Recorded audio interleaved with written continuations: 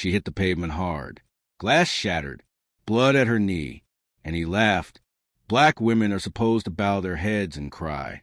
Why are you standing up? No warrant, no reason, just violence.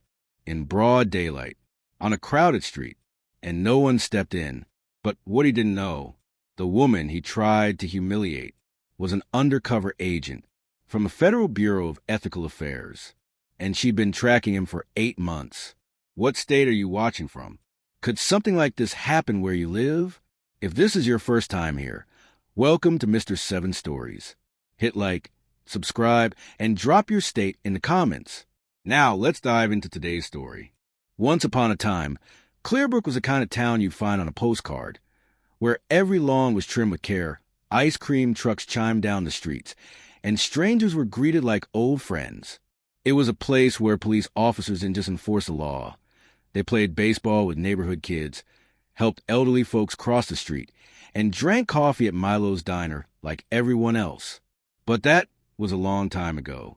Now, kids no longer ride their bikes at sunset. Diners close earlier, and every house locks its doors before 7 p.m., not out of fear of thieves, but out of fear of something worse.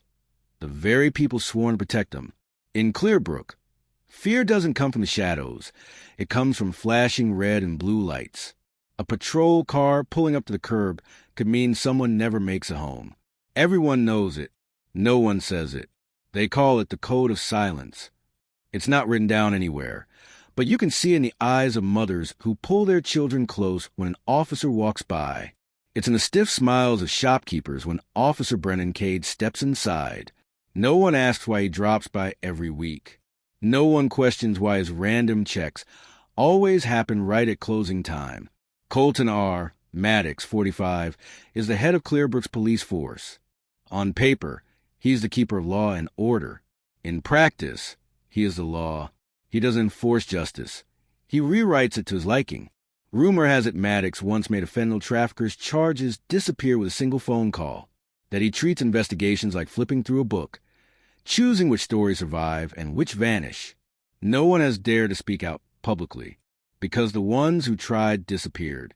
A widow named Irene Winslow once sent an anonymous letter to a local news station, reporting that her husband, a general truck driver, had been detained overnight without explanation. The next morning, she got a call from an unknown number. Just one sentence. Don't be the next one. 3 weeks later, she sold her house and left Clearbrook in the middle of the night. Told no one. Said no goodbyes. People whisper in kitchens, in church pews, in parking lots after Sunday service. Clearbrook doesn't belong to us anymore. But no one knows what to do. Most have grown used to bowing their heads. The few who still have hope don't know where to put it. And in the thick air of suspicion, in the uneasy silence draped over familiar streets, a woman walked into town. Her name was Reagan Whitlow, and no one, not even Maddox, knew that she was a quiet storm waiting for the right moment to bring down an empire. In Clearbrook, no one called Colton R. Maddox chief. They called him the uncrowned king. He didn't need a throne to rule. A nod from Maddox could shut down an investigation in seconds. A furrowed brow was enough to get someone fired, evicted, or vanished. He didn't need to raise his voice. His silence was more terrifying than any threat. Once, Maddox was praised as Clearbrook's hero. Old newspaper clippings still tell the story. A photo of him holding a child rescued from a burning home, shaking hands with the mayor at the police academy graduation, standing solemn at a fallen officer's memorial. But those were masks. Maddox knew real power wasn't the law. It was in knowing who writes the law. He didn't become a cop to uphold the system. He became a cop to reshape it. And the longer he stayed in it, the better he got at bending it to his will.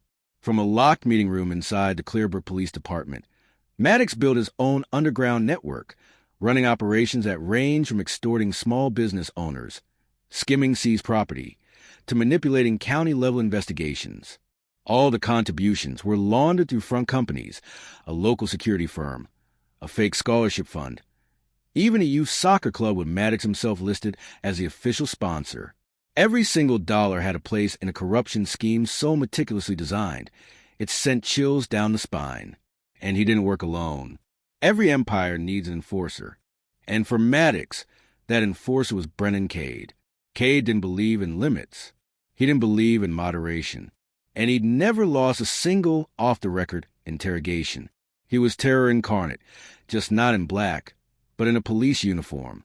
Under his hand, a missing person case could be closed by dinner time, as long as the missing person was someone who didn't matter. But what made Maddox truly dangerous wasn't just power. It was a belief that he could never be touched. He once said in a closed-door meeting, his tone smug, smiling, "You want to survive in Clearbrook?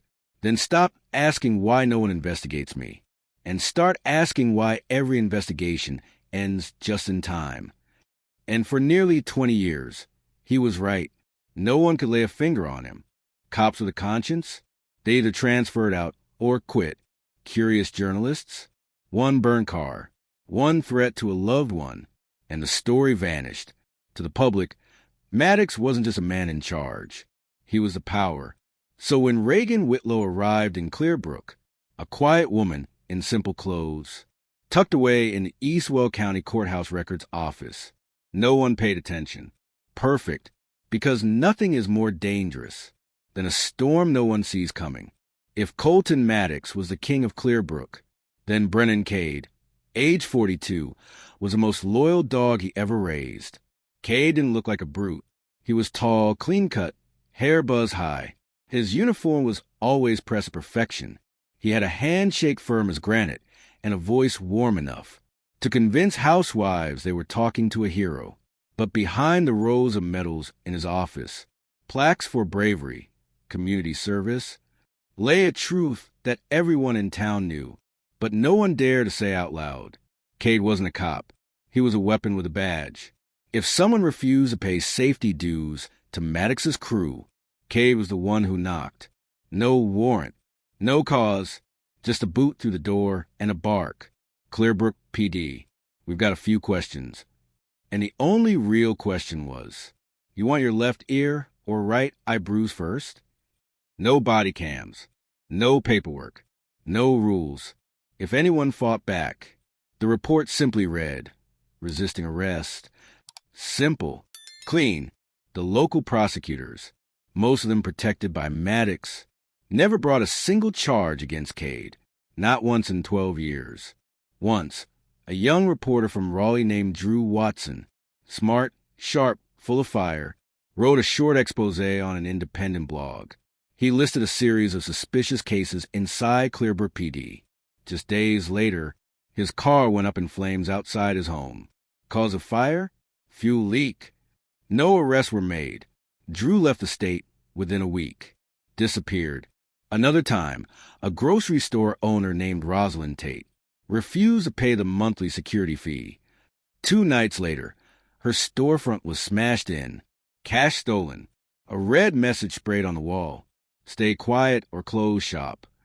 Police arrived at the scene, and it was Cade himself who wrote the report. The newspaper called it random act of violence. Random? In Clearbrook? People laughed bitterly. Nothing in this town was ever random. Cade was feared more than the night itself. Children were taught to steer clear of the gray-black patrol SUV he drove, like avoiding fire. Adults had their own survival code. Don't make eye contact. Don't answer questions that weren't asked. And never, ever, repeat what you overheard. But the most terrifying thing about Brennan Cade was that he never thought he was doing anything wrong. In a private meeting at Clearbrook Police Division, he once told a rookie officer, "This town doesn't need laws, it needs control, and I'm the one holding the wheel." He meant it. With Maddox on the reins and Cade wielding the whip, the system ran with chilling efficiency. So when Reagan Whitlow began combing through old case files and found Brennan Cade's name stamped on every shady incident, she knew this man wasn't just a pawn. He was the sword the king used to hold his throne. Naomi Vance was 33, the kind of officer every department wanted. Young, disciplined, a military background, and an unwavering belief in the honor of the badge. When she first joined the force, she saw Colton R. Maddox as a role model. In a town as small as Clearbrook, Maddox wasn't just a chief. He was a symbol. People respected him. The press praised him. And every time there was a memorial service, Naomi felt pride standing behind him in the honor guard. But trust is like a windshield. Once cracked, even a gentle tap can shatter it. The first crack came last spring. Naomi was dispatched to a break-in on the outskirts of town. The homeowner, an elderly black woman, retired schoolteacher, reported someone had smashed her kitchen window and stolen a small safe. Naomi filed her report. But when she returned to the station, she found the case closed in a rush. Reason cited. Homeowner gave false report. No investigation. Nothing. Less than a week later, Brennan Cade rolled into the lot with shiny new SUV, an exact match to the one described in the missing property report. Naomi asked. Cade answered with a crooked grin. If you want to last in this job, don't ask about things that aren't your business. The second crack came quieter. During a records duty shift, Naomi was assigned to the basement archives, a damp, dusty place few ever visited. While prying open a rusted metal cabinet, she found a small unlabeled box. No ID number, no file tag. Inside, a cassette tape, an artifact from another time. Curious, Naomi brought it home and played it using her late father's old recorder. The sound was grainy, static-filled, but clear enough to hear. It was an internal recording. Colton Maddox, furious, barking at a subordinate. I told you to get that guy out of town, not out of life. Now wipe the cameras, clean up the body, and pin it on some junkie off the street. Naomi sat frozen for nearly 5 minutes. She couldn't believe what she'd heard. Not just Maddox's voice, but the second voice on the tape was Brennan Cade. And the final crack was a glance from Reagan Whitlow. One day, while passing the Eastwell County Courthouse Records office, Naomi saw Reagan hurriedly shutting her laptop. A small gesture, but enough to make her pause. From that day forward, Naomi kept her eye on Reagan. Silently, carefully, step by step, she was standing on a line. On one side, the honor of her profession, something she once believed was unshakable. On the other, the truth, raw and dangerous. And what scared her most wasn't Brennan Cade or Colton Maddox. It was a question she couldn't answer. If she chose to stand on the side of what's right, would she be buried with that truth? Reagan Whitlow didn't come to Clearbrook to make friends. At 38, she'd been to more battlefields than most soldiers and never wore a uniform. From human trafficking rings on the West Coast to underground banking networks along the Arizona border. But nowhere, not once, had the darkness clung to every hallway like it did here. And this time, her mission wasn't marked on any map. It was hidden in the files. Her cover? Records clerk at the Eastwell County Courthouse. A faceless job. No one paid attention. Her office was on the 3rd floor, at the very end of the hallway, next to the criminal archive room. No windows. No chatter. Perfect. Because Reagan didn't come here to be seen. She came to disappear. Each morning, she arrived on time. Beige canvas tote. Low ponytail. Flats. A plain white button-down. She nodded at the clerks, smiled at the mail guy, and turned down every single lunch invite. But behind that quiet exterior was a woman tracing every bleeding artery of a broken system. Every day, Reagan touched dozens of files, not just to archive, but to analyze. She wasn't looking for wrongdoings. In Clearbrook, the entire system was a wrongdoing. She was looking for patterns. Names of people arrested and then gone. Medical reports that didn't match holding records. Evidence that was accidentally destroyed. Statements rewritten in Brennan Cade handwriting. She stuck color-coded notes in her private drawer. Orange meant missing. Red meant murder. Black meant body never found. The deeper she dug, the clearer it became. There was something even worse than crime here. Silence. No internal reports from officers. No complaints filed by prosecutors. Even the judges, silent, with no notes in the files for strangely reduced sentences. Everything flowed too smoothly, as if injustice had been legalized. Once, she got an anonymous email, no subject line. No signature, just an attachment, a short audio clip, muffled breathing, a voice choked with fear. If anyone hears this, please don't let me disappear like the rest. Reagan played that clip 8 times that night, not to identify the voice, but to remind herself why she was here. Some nights, she stayed at the courthouse until 11 p.m. The soft glow from the scanner washed over her tired face. Each folder, a piece of evidence.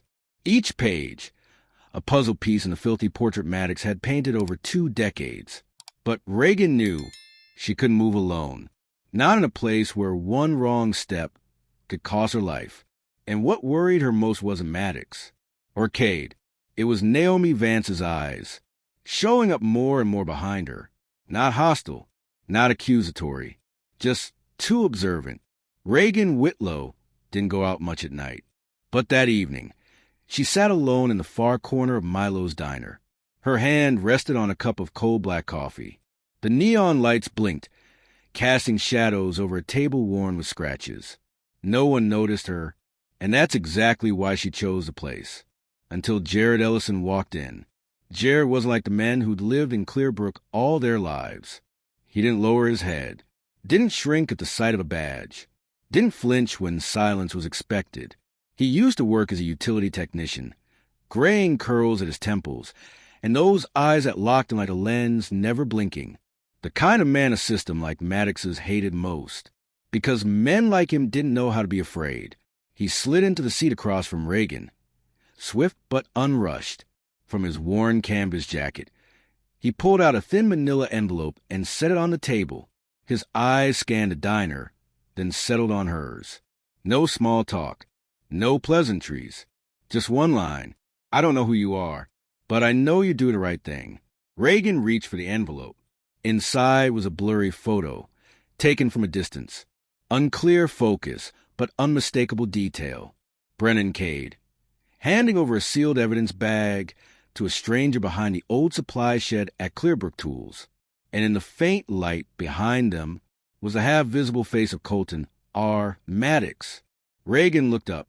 When did you take this? Jared hesitated, then answered slowly. 2 weeks ago. I was servicing the cameras in that area. Caught it by accident. Kept the original file. But ever since, there's been a car parked outside my place. Someone broke into my truck. And last night, my ex-wife got a call.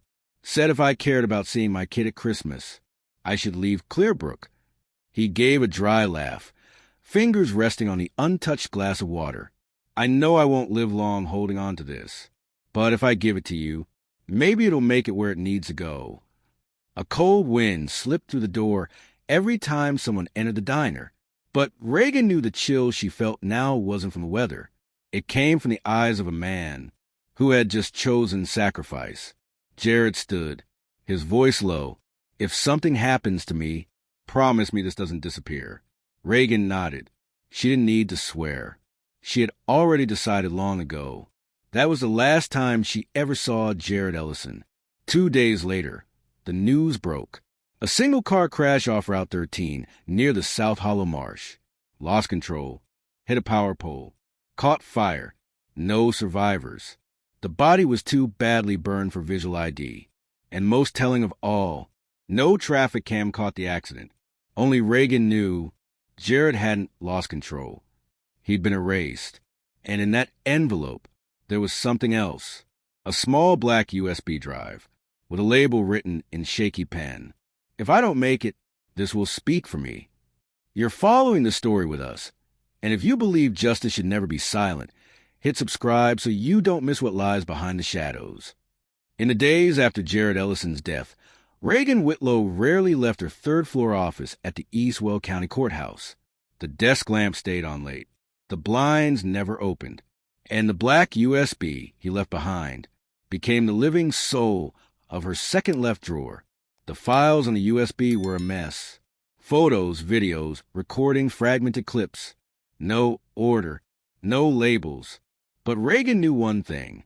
This was a thread that led to the heart of Clearbrook's rot. She also knew something else. Someone was watching her.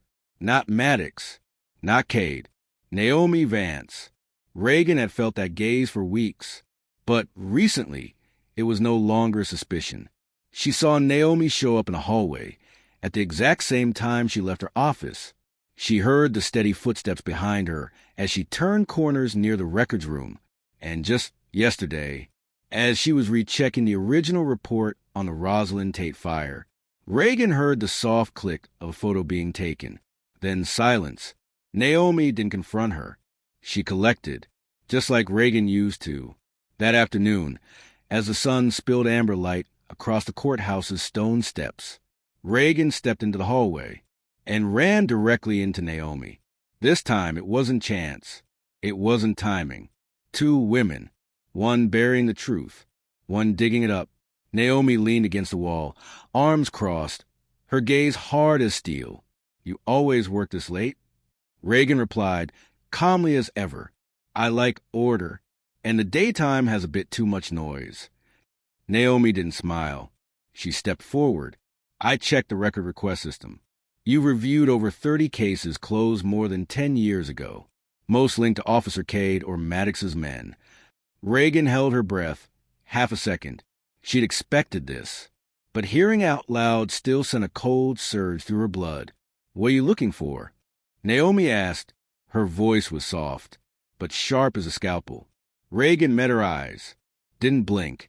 What she saw in them wasn't anger. It wasn't hostility. It was hesitation. And in that moment, Reagan understood. Naomi hadn't reported her. She hadn't made up her mind, which meant there was still a chance. Reagan lowered her voice. "I know you're smart, and I know you've seen things that don't add up." Naomi stared at her for a long beat, then replied flatly, "I see a city slowly dying of fear, and I see the people who take risks don't survive." She paused. Something flickered in her eyes, like an old scar had just been touched. "I used to believe in him, you know," she said quietly. "Maddox. I used to think he was the reason I chose this job." A brief smile passed, half sorrow, half bitterness. "But now I'm not sure I even know who to believe." Their eyes locked a few seconds longer. Then Naomi turned to leave. She tossed one line over her shoulder. "I won't warn you again. Be careful, Miss Whitlow." Reagan stood still, heart pounding. That wasn't just a warning. It was a test. And she knew Naomi was waiting for one reason, to choose a side. The day court opened. Colton R. Maddox walked in like it was his birthday party. Dark tailored suit, pressed to perfection. Slick back hair, shining under the lights. And eyes gleaming with defiance, as if to say, "I'm back, and there's not a damn thing you can do about it." Just behind him stood Brennan Cade, face like carved stone, void of expression, and Kira Donnelly, her badge still pinned on her chest. Three people, three pieces of a system rotting to its core. The courtroom at Eastwell County Courthouse was packed. Every seat behind the rail filled with Clearbrook citizens, reporters, silent witnesses. And in a shadowed corner, Reagan Whitlow sat quietly, her eyes fixed on Maddox's face, her hands resting atop a black case file, containing the one thing that could shatter his entire performance. But across the room, at the prosecution table, Lena Drayton, lead prosecutor, was battling something else entirely. Lena, 40, once seen as Clearbrook's beacon of legal hope, now sat in that courtroom with no confidence, no power, only a gnawing fear.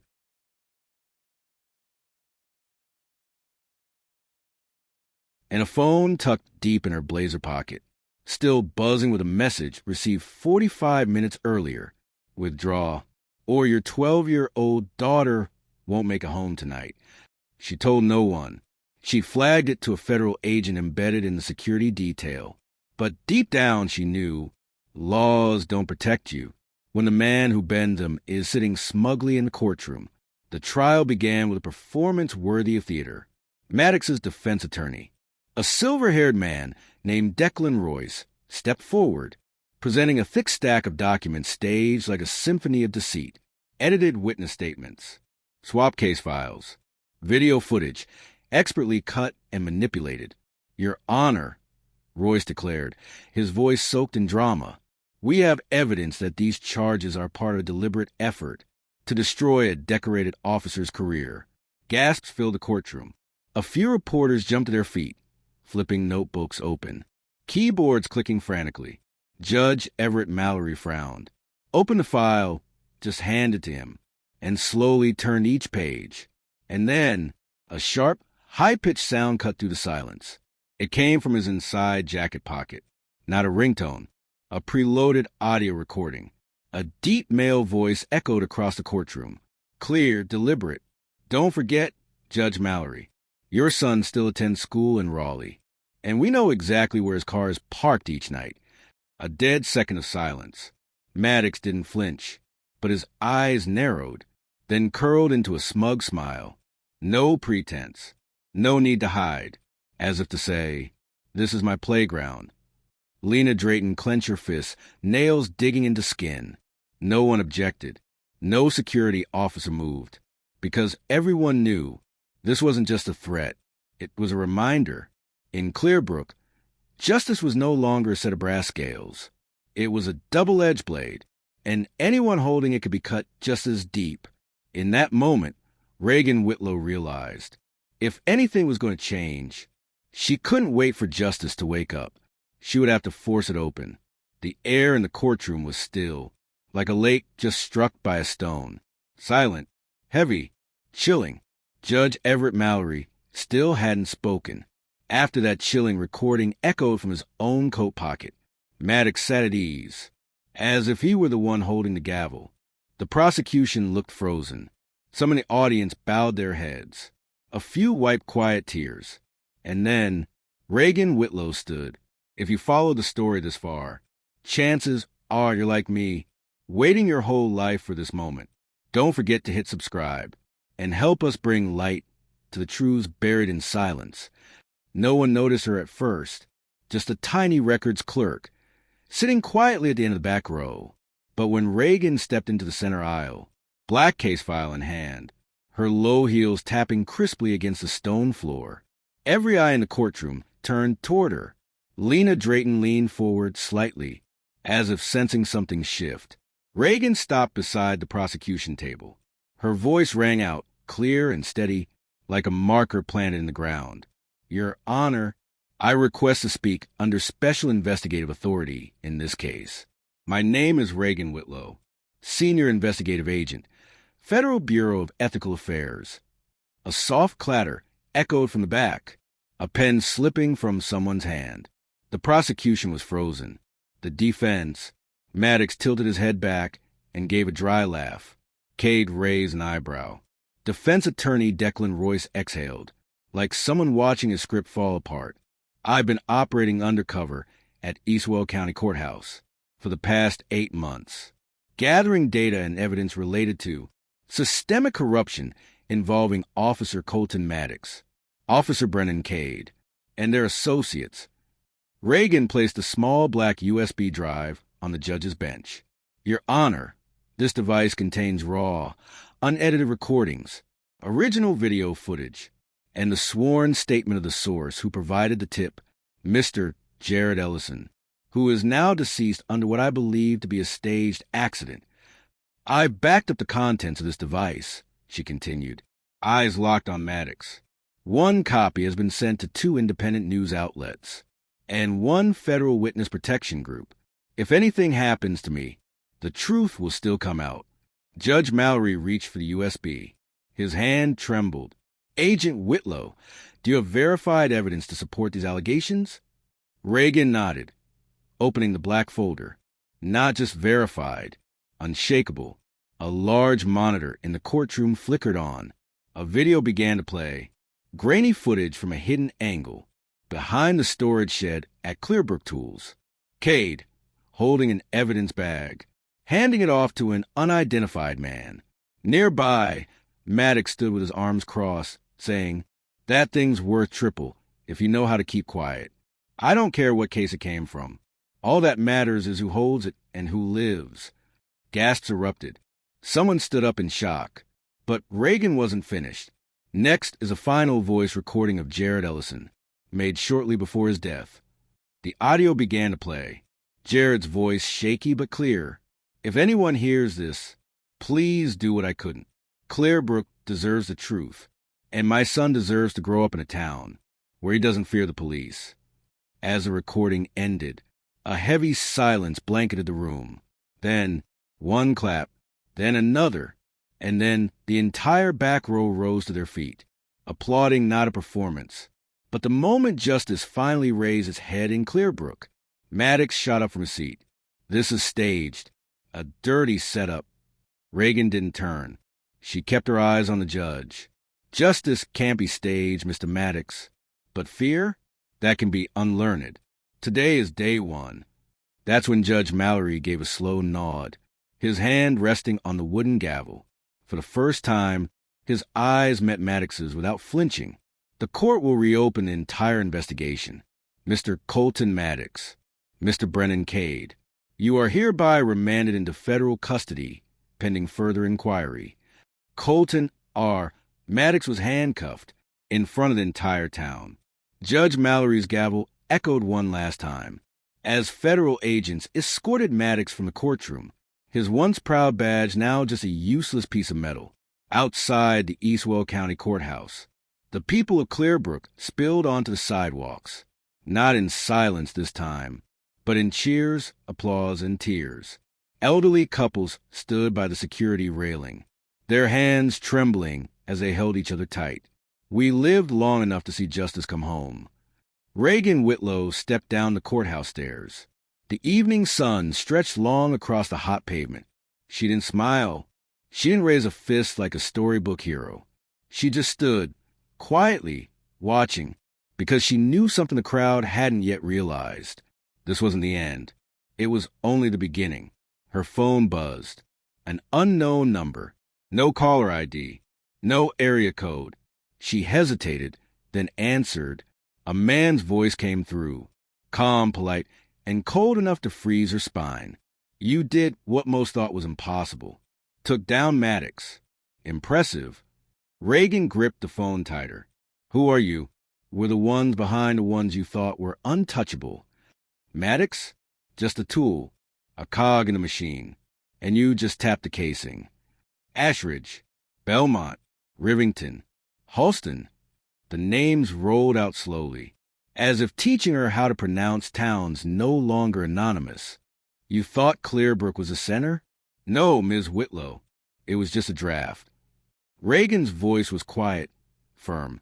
I'll find you, and I won't stop. A soft chuckle echoed on the line. Then you'd better run faster, because next time, the one who disappears might be you. The call ended. Screen went black. Reagan looked around. No more cheering crowd. No more camera hum. Just a strange, quiet stillness, as if even the sky understood the real storm hadn't yet begun. Off in the distance, Naomi Vance stood by her patrol car, arms crossed, watching Reagan. She said nothing, but her eyes, no longer filled with doubt, no longer hesitant, only commitment. That night, in a small office tucked behind the FBA headquarters in Raleigh, Reagan sat alone, a wide case file open in front of her. And it wasn't just about Clearbrook anymore. Ashridge, Belmont, Rivington, Halston, each name connected to the next, like markers on a path, like veins leading to a heart darker than Maddox ever was. She knew she was no longer just the one gathering scattered pieces. She was stepping onto the board. And the one playing this game wasn't just a mayor, wasn't just a police officer. It was a system, a network built to manipulate truth, sprawling like roots beneath still water. Justice doesn't come on its own. It needs someone willing to move, to risk, to stand alone in the dark, and light the first flame. Reagan Whitlow wasn't the only one, and she would not be the last, because sometimes the one who breaks the silence isn't the loudest voice in the room. It's the one that never backs down. If you follow the story this far, don't forget to hit subscribe so you won't miss what comes next, because the story of Reagan Whitlow is only just beginning.